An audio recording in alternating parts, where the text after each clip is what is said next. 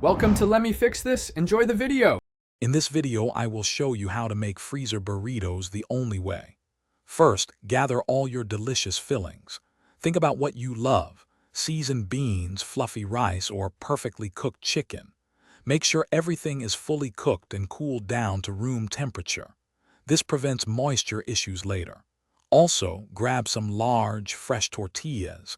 They are key for a good roll without any rips. Now for the fun part, filling and rolling. Lay your tortilla flat and place about 0.5 cup of your cooled filling slightly off-center. Don't overdo it.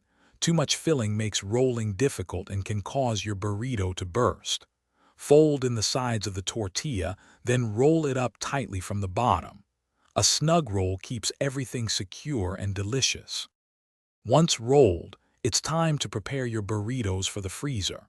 First, wrap each one tightly in plastic wrap, then follow with a layer of aluminum foil.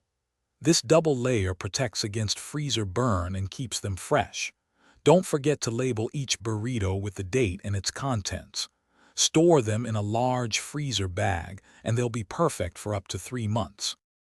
When you're ready to enjoy your delicious freezer burrito, reheating is simple.